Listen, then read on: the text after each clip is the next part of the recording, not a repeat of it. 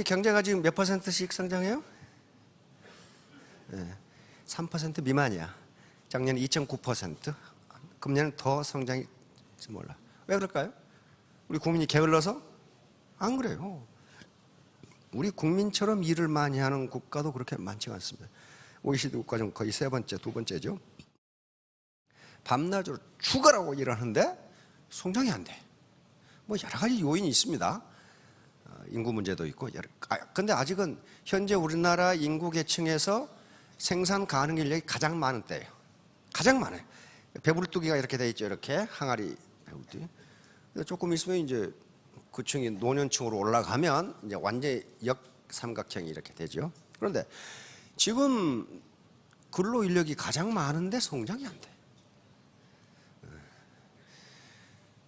그 말은 무슨 말이냐면은 이제 과거와 같은 방법으로는 성장하지 못한다. 성장하지 못한다. 여기서 벗어나지 않으면 성장하지 못한다. 어제 뉴스 보니까 10중 9망이란 말이 나오더라고.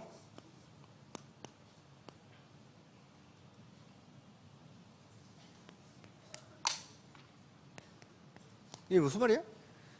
10개 중 9개가 망한다. 이게 무슨 얘기냐면 치킨집하고 커피집 이야기입니다. 우리나라 치킨집이 지금 계속 늘어나죠. 엄청나게 빠른 속도로 늘어나는데 현재만 하더라도 전 세계 맥도날드 지점보다 더 많답니다. 그러니까 10개 중에 9개가 망해. 커피집도 한 골목에 4개씩 막 늘어나. 근데 이 중에 커피집도 10개 중에 9개가 망해. 그 다음에 또 엄청나게 많은 게 고속도로 옆에 사고 나면 끌고 가려고 서 있는 차. 그거 전부 다 젊은 놈들인데 뭐 때문에 하루 종일 거기 기다리는지를 몰라. 사고가 뜨면은 서로 먼저 가서 그놈을 끌고 가려고 저끼리 충돌해가지고 또 사고 났더라고. 자, 성장하지 못한다. 그러면 우리는 10개 중에 9개가 망한다. 여기에 주목하지 마시고 어떻게 한 개는 성공하는가. 그걸 보셔야 될 거 아니에요. 왜 한 개는 성공하는가. 치킨집 10개 중에 9개는 망하는데 왜 한 집은 성공하는가. 그렇죠? 성공하려면 이유가 있을 거 아니에요. 그 사람이 무슨 재수가 되게 좋아서 성공하는 거 아니란 말이에요. 예.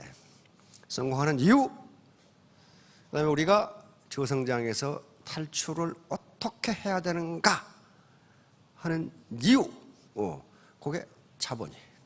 그게 자본이라. 선진국은 자본이 많이 축적되어 있다. 그 말은 선진국은 앞으로 인간이 어떻게 살아갈 것이며 그러려면 뭘 만들어야 되는가 하는 것에 대한 식견이 엄청나게 쌓여 있어요. 특히 미국이 그렇단 말이에요. 유럽이 그렇고.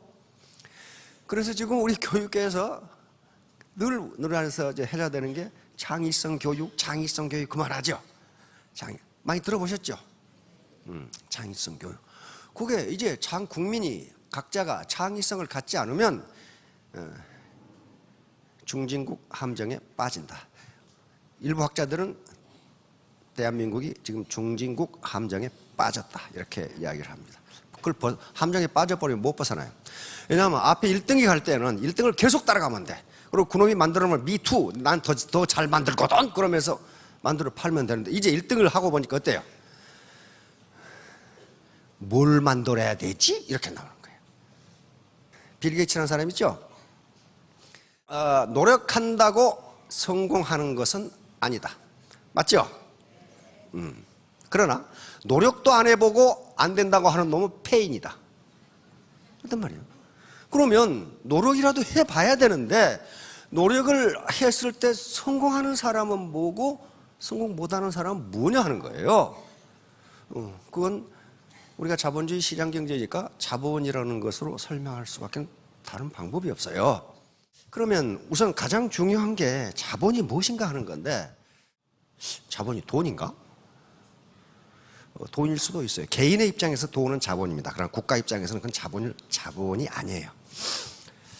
수표도 개인 입장에서는 돈이 자본인데 사회 입장에서는 자본이 아니에요. 자, 그럼 무엇이 자본인가? 살아남은 종은 가장 강한 종도 아니고 머리가 가장 좋은 종도 아니다. 가장 변화에 잘 적응하는 종이다. 환경 변화에 잘 적응해야 돼. 근데 인간은 환경 변화에 가장 잘 적응하는 동물은 인간이랍니다. 저 북극에서부터 아프리카 사막까지 인간이 다 살아. 그 적응하지 못하면 죽게 돼 있어요. 따라서 세상이 이렇게 변하는데 거기에 적응하지 못하면 죽게 돼 있어요. 죽게 된다는 말은 도태된다는 말이에요. 항상 평생을 가난뱅이로 살아야 된다는 얘기밖에 안 돼요. 주역의 궁변통구라는 말이 있습니다. 이것은 새해가 되면은 기업의 대기업의 CEO들이 요걸 그 새해의 화두로 정하는 기업이 굉장히 많습니다. 이게 주역에 있는 말이에요. 사사삼경의 주역 아시죠? 최고봉의 철학서적인데요. 자, 역에서 말하기를, 주역에서 말하기를 궁죽편, 궁하면 변해야 하고, 내가 지금 생활이 궁해, 무엇이 안 풀려, 이게 궁한 거예요. 경제적으로 궁하고 뭐 일이 잘 안 풀려. 궁하면 어떻게 돼야 된다? 변해야 하고. 변즉통, 변하면 통하고. 안 변하는데 어떻게 통하냐 말이야. 통즉구, 통하면 오래 간다. 다시 말하면 계속적으로 환경 변화에 따라서 내 패러다임을 바꾼다. 내 인생, 내 세계관, 내 사고의 틀을 바꾸라. 그런 말이지. 이게 주역의 전부예요. 주역은 주나라의 역이다. 그 말이건. 우리 단군조선의 역은 한역 그런단 말이에요. 그러니까 역이라는, 그래서 영어로 번역되기는 The Book of Changes 이렇게 번역됩니다. 변화에 관한 책이야. 주역 전체가 변화를 얘기하고 있어 지금. 이렇게 세상은 변하는데 너는 어떻게 할래 하는 게 주역이에요. 자, 미친 짓, 인사니티야. 똑같은 일을 계속하면서 다른 결과를 기대하는 거. 똑같은 방법으로 식당을 하면서 부자 될까 안 된다는 거예요. 똑같이 미용실을 하면서 부자 될까 안 된다는 거예요.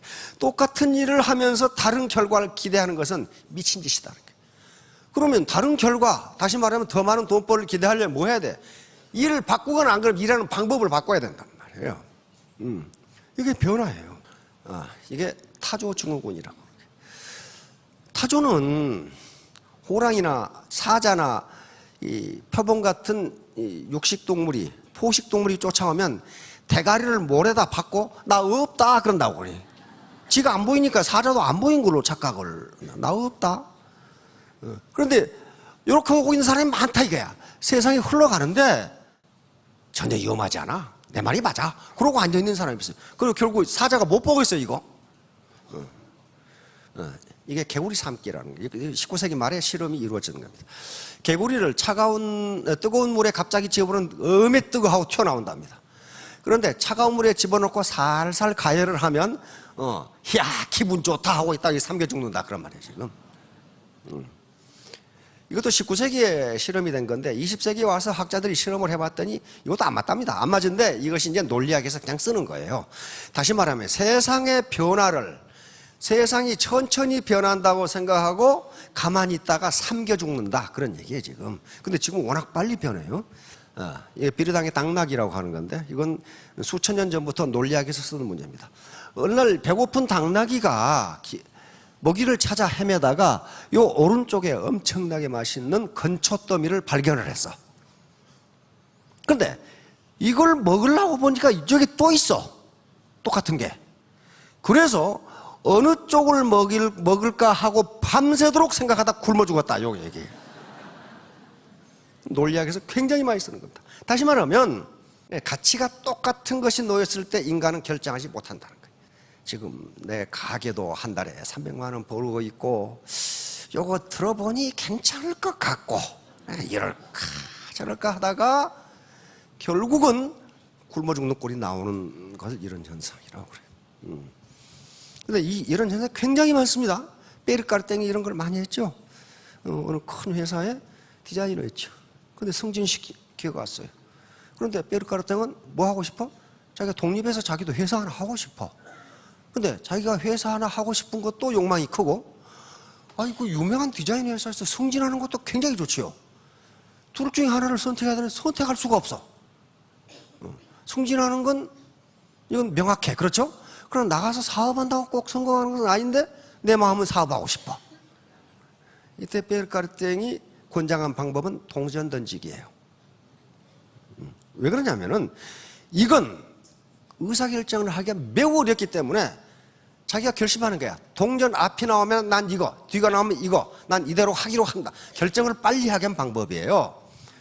오늘 가서 당장 동전 던지시라는 말이 아니고 아무튼 망설이다가 기회를 놓치는 경우가 있다. 적은 자본을 가지고 대자본에 대항하면 이 꼴이 돼. 요 놈이 코끼리를 우습게 보고 잡아 자시려다가 결국 신세가 이렇게 됐어 지금. 응? 자본을 많이 가진 자에게 적게 가진 자는 대항할 수 없습니다. 이거 무슨 말이냐면은 새총 가진 놈이 기관총 가진 놈한테 덤벼봐야 죽기밖에 더 하겠냐 하는 거예요. 기관총이라는 자본으로 무장하는 게 새총이라는 자본으로 무장하는 것보다 생산성이 훨씬 커요. 그러니까 그래서 전쟁도 누가 자본을 많이 가졌느냐 하는 거예요. 요놈이 탱크에 돌 던져가지고 뭘 어떻게 했다는 거예요 지금 이게. 돌도 자본입니다. 그런데 이거 안 돼요.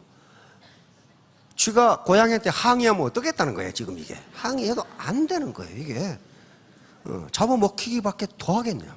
자, 그러면 이제 자본이 뭔가 좀 구체적으로 따져봐. 자본은 크게 유형자본과 무형자본으로 나눌 수 있습니다. 유형자본은 형체가 있는 자본이에요.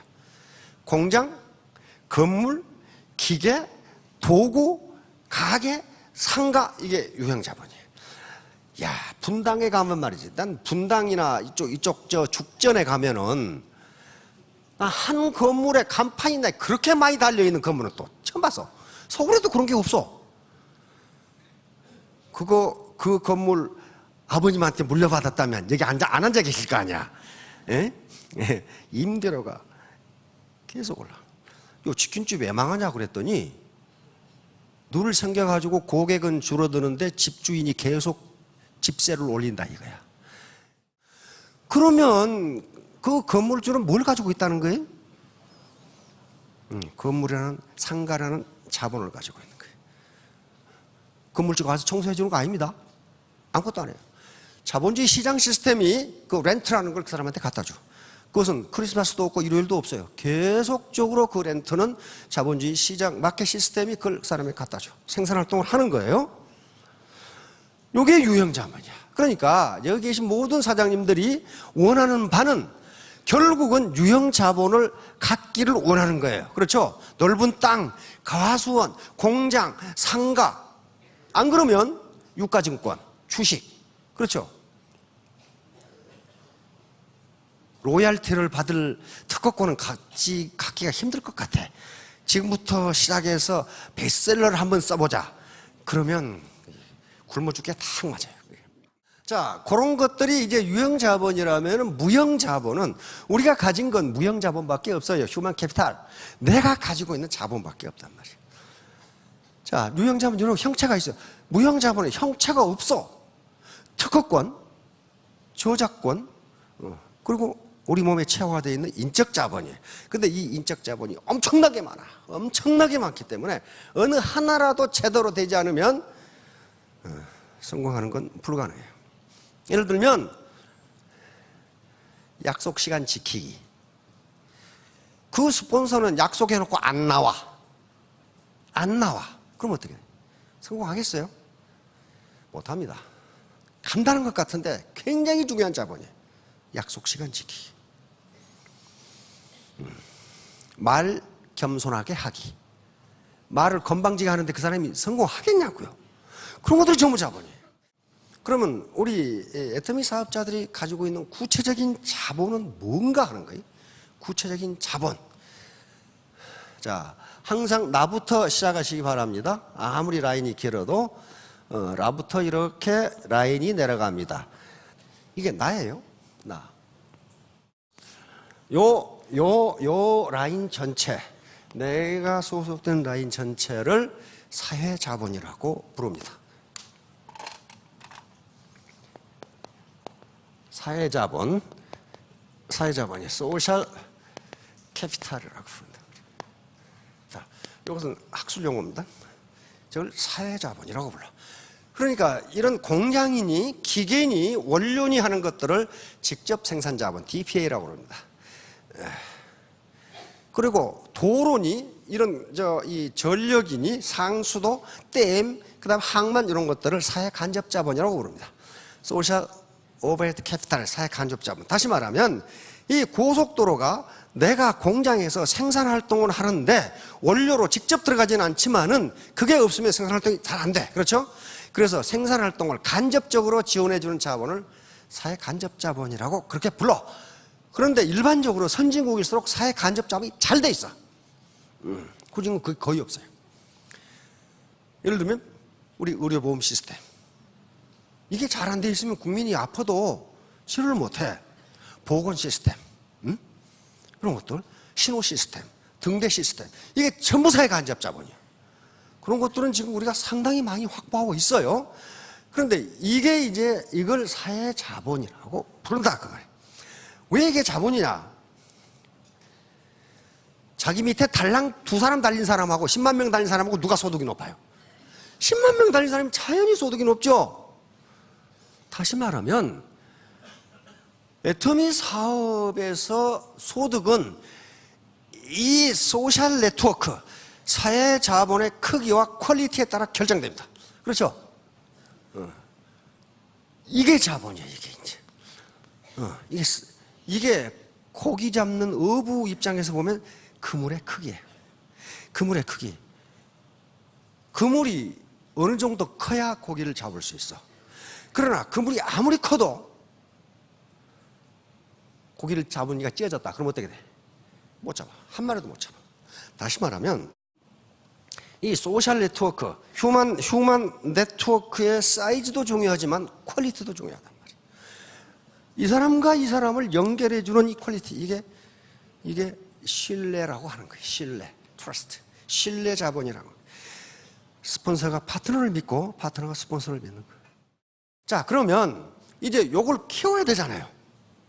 키우려면은 요 밑에 이제 누군가를 만나서 리크루팅을 해야 되는데 리크루팅을 하는 게 그렇게 쉬운 일이 아니에요. 그렇죠? 칫솔 하나 팔려면요 간 쓸개 다 빼줘야 돼. 그냥 생각 같아서 그냥 칵 엎어버리고 말고 싶은데 그 참아야 돼. 그래서 현자들은 인내심이라는 자본이 가장 귀중한 자본이다. 그렇게 이야기를 해요. 인내심이라는 자본이야. 참는 사람과 참지 못하는 사람. 그러면 이 사람을 여기에 갖다 붙이려면 설득을 해야 돼. 그렇죠? 그래서 현대의 모든 사람은 설득 산업이라고 그럽니다. 자, 그래서 여기서 자본 중에 그 많은 자본 중에 로고스, 파토스, 에토스 이게 자본입니다. 그리고 겸손 앤드 경청, humility and listening 굉장히 중요한 자본. 그다음에 3가지 공부, head, heart and hand 3가지 공부. 그다음에 재심 함량, united heart. 사람은 뭘 먹느냐에 따라서 그 사람의 냄새, 체취가 달라집니다. 이렇게 사람한테서 향기가 나는 사람이 있고 악취가 나는 사람이 있어요. 여기서 악취라는 것은 무슨 물리적인 것이 아니고 그 사람 자체에서 우리는 그 사람이 참 인복이 있다 그런 말 쓰죠. 인복이 있다는 건 뭐예요? 유능한 사람들이 모여든다는 거예요. 유능한 사람들이 모여드는 것은 그 사람이 향기가 나기 때문이에요. 인격의 향기죠. 여러 가지가 있겠죠. 근데 악취가, 그러니까 무슨 벌레가 모여드는 것도 향기가 나도 모여들고 악취가 나도 모여들어요. 향기가 날 때는 벌나비가 모여들어서 이게 수분, 꽃가루 바지를 해줘서 열매가 맺습니다. 여기에 열매가 맺어요. 이렇게. 악취가 날 때는 벌나비가 모여드는 게 아니고 쥐, 바퀴, 모기, 파리 이런 것들이 모여들어. 그래가지고 그걸 더 썩게 만들어. 더 썩게 만들어서 그 썩은 것이 다 썩어 없어지면 그놈들 모두 가버리고 없어. 요거 뭐냐 하면은 커뮤니케이션의 결정 요소인데 세일즈맨이 세일즈에 성공할 확률을 조사해 본 거예요. 도대체 세일즈에 성공하려면 뭘 해야 성공하느냐 하는 걸 경영학자들이 조사해 보니까 자, 표정이 60%. 진정성. 그러니까 말은 아주 선하게 하는데 이 사람 얼굴 표정을 보니 사기꾼 같다. 그러면 안 믿는다는 거예요. 육감으로 하는 거예요. 육감. 육감이라는 말 들어보셨죠? 도대체 논리적으로 설명할 수는 없지만 뭔가 내게 온 게 있다. 근데 미국의 뇌과학자들이 드디어 찾아냈어요. 육감이 어디서 오는가 하는 걸. 육감을 전달하는 유전인자가 있답니다. 그 유전인자가 없으면 육감이 없어. 그 사람은 거짓말을 하는데 참말인 줄 알아. 그러니까 모든 인간은 육감을 전달하는 유전자가 있기 때문에 아무리 입으로 선한 말을 해도 믿지를 않아요. 여러분, 선악이란 말이 있죠. 이 부인은 선하다. 그게 말이 되는 거예요, 지금? 그걸 자연과학적으로 증명할 수 있나요? 없죠. 이 부인을 암만 분석해봐도 선이 안 나와. 맨날 수소, 산소 이것밖에 안 나와. 그렇죠? 그런데 선이 있다고 하니까 우리는 있다고 인정하는 것뿐이야. 그렇잖아요. 그러면 이 부인이 선한지 안 한지를 어떻게 하느냐 그 말이에요. 어떻게 알아요? 이야, 그거 굉장히 철학적인 문제도 아닌데. 말은 굉장히 선하게 해. 나는 선하다. 전라도에서 우리 할머니는 그러더라고. 저 사람은 깔끔하게 갖다 놔도 말은 반반하게 한다고. 전라도 분들은 아실 거예요. 깔끔하게 갖다 놔도 말은 반반하게 한다고. 말은 반반하게 하는데 과연 이분이 선한지 안 한지는 이분 자체를 물리적으로 분석해가지고는 알 수가 없어요. 그렇잖아요. 뭘로 아느냐? 이 사람은 행동을 보고 알아요. 행동은 이 사람이 선한지 악한지를 나타내주는 표상이에요. 그렇죠? 표상이라고요. 그러니까 그 얼굴빛이 진정성이 있느냐 없느냐를 가지고 상대방은 판단한다. 이게 60%야. 그 다음에 뭐예요? 말하는 태도. 아까 겸손하냐 안 하냐. 다시 말하면 말의 억양이라든가 이런 것은 30%. 그 다음에 논리는 10%밖에 안 되더라는 거예요. 그러면 아리스토텔레스가 했던 얘기가 똑같아요. 똑같아. 그러면 어떻게 해야 되겠어요? 이제 요 소셜 캐피탈을 키우려면은 가장 중요한 게 내 인격을 어떻게 할 것이냐는 거지. 내 인격을 어떻게 할 것이냐. 누구 탓할 거 없어요? 우리 부모님이 논밭을 안 물려줘가지고 그것은 그거고. 이제 이 사이즈만 크면은 한 달에 5천만 원 벌 수 있어요. 지금 6억까지 벌죠. 6억씩 벌어. 근데 초등학교 나온 분들이야. 그렇죠? 그러면 그 인격은 학력과는 관계 없다는 게 나와요. 그렇죠? 학력과는 관계 없어요. 그래도 초등학교 나왔으면 다행이야. 초등학교 3학년까지 다닌 분이 계셔. 그러면 인격은 학력과는 무관하다. 이렇게 되는 거예요. 자, 오늘 또 하다가 중간에서 끝냈는데요. 3년 후, 5년 후에 모두 스타 마스터, 로얄 마스터가 되시기 바랍니다. 네, 감사합니다.